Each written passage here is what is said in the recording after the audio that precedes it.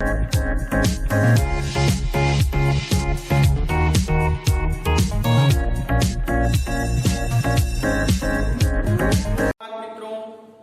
आज corona virus से पूरा देश परेशान है। कोरोना वायरस से लड़ने के लिए हमें अपने घर में सुरक्षित रहना पड़ रहा है, जिसकी वजह से आज विद्यार्थियों का जो है अध्ययन कार्य बाधित हो रहा है।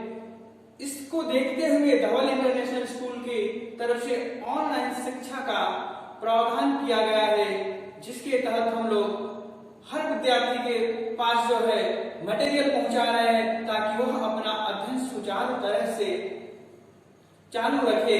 इस वजह से आज पाठ 1 वर्ण विच्छेद आप लोगों के समक्ष में बताने जा रहा हूं।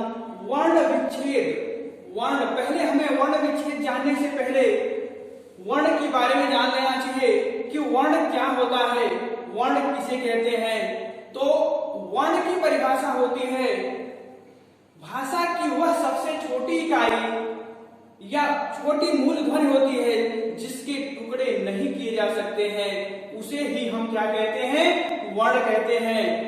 वर्ण जैसे राम बाजार गया, यह एक वाक्य है, लेकिन राम र और आ, र प्लस आ मिल करके र हुआ, म प्लस अ मिल करके म हुआ, राम हो गया, लेकिन र प्लस अ के बाद इसके टुकड़े नहीं किए जा सकते हैं। इसलिए इस आधार पर हम कह सकते हैं कि वर्ण भाषा की सबसे छोटी इकाई है जिसके टुकड़े हम नहीं कर सकते, इससे अधिक टुकड़े नहीं कर सकते हैं।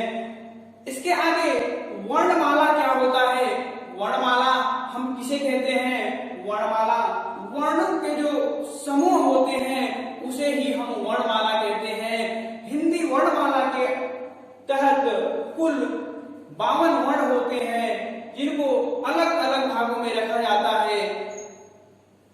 वर्ण के भेद, वर्ण के कितने भेद होते हैं, वर्ण की परिभाषा तो हम जान लिए, वर्णमाला जान गए, लेकिन वर्ण के भेद कितने होते हैं। वर्ण के 2 भेद होते हैं, स्वर और व्यंजन। स्वर की संख्या 11 होती है और व्यंजन की संख्या 33 होती है।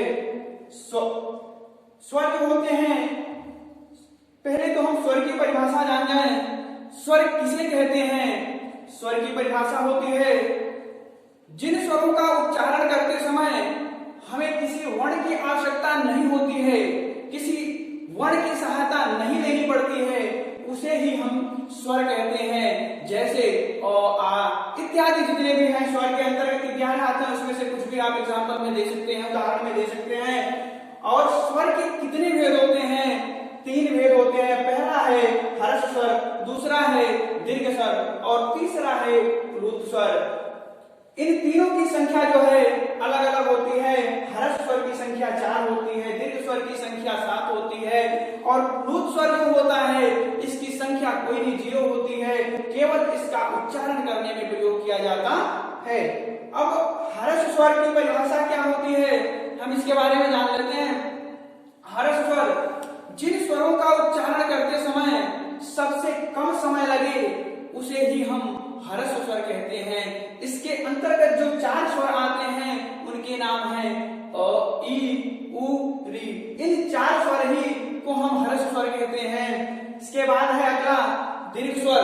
दीर्घ स्वर किसे कहते हैं, दीर्घ स्वर जिन स्वरों का उच्चारण करते समय हर्ष स्वर से दुगुना समय लगे उसे ही हम दीर्घ स्वर कहते हैं। दीर्घ स्वर की संख्या 7 होती है, आ, ई, उ, री, ए, आई, ओ, औ। इन 7 स्वरों को ही हम दीर्घ स्वर कहते हैं।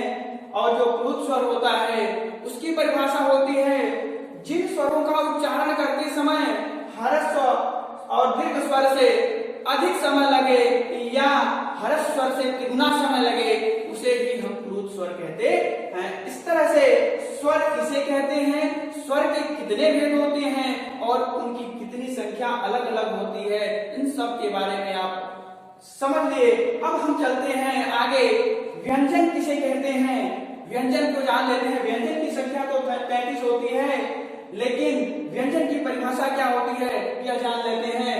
व्यंजन जिन वर्णों का उच्चारण करते समय हमें स्वर की सहायता लेनी पड़े उसे ही हम व्यंजन कहते हैं। जैसे क का हम उच्चारण कर रहे हैं तो यदि हम क को स्वर से अलग करेंगे, क का उच्चारण कर रहे हैं तो क बोलने समय अ निकल करके आ रहा है, तो इसलिए जब हम क का उच्चारण यानी व्यंजन का उच्चारण करते हैं तो हमें स्वर की सहायता लेनी पड़ती है।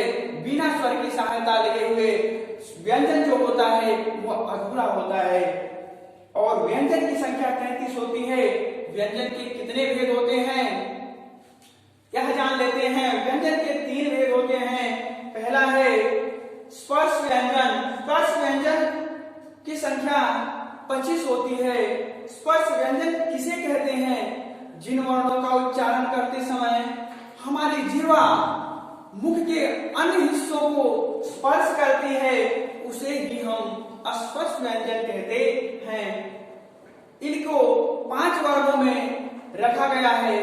पहला है क वर्ग, दूसरा है च वर्ग, तीसरा है ट वर्ग, तीसरा है त वर्ग और 5वां है प वर्ग।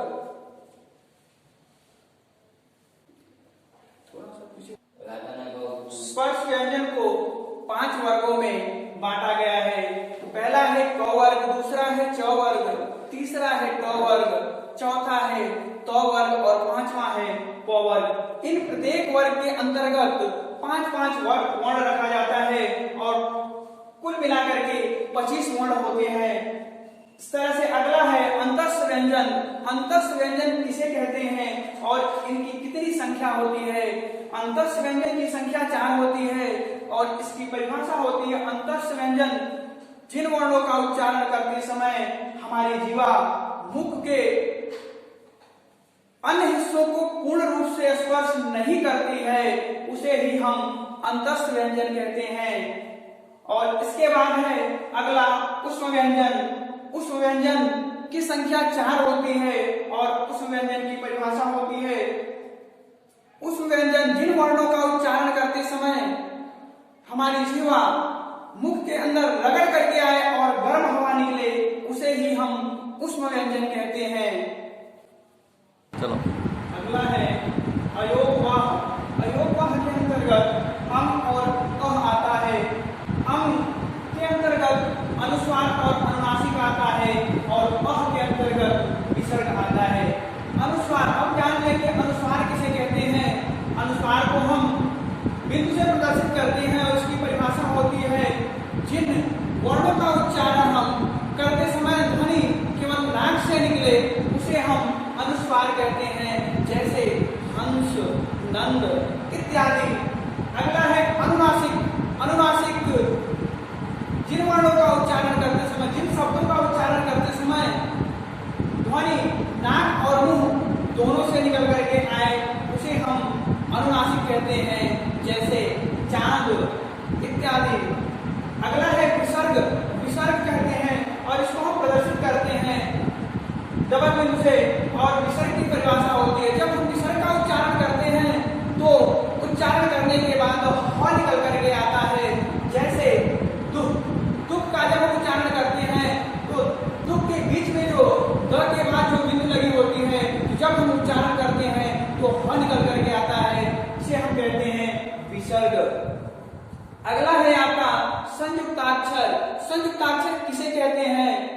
जिन वर्णों का उच्चारण करते समय 2 या 2 से अधिक वर्णों का प्रयोग किया जाए उसे ही हम संयुक्ताक्षर कहते हैं। जैसे हम छ को ले लेते हैं, यदि हम छ का उच्चारण कर रहे हैं तो क और स अ मिल करके बना है।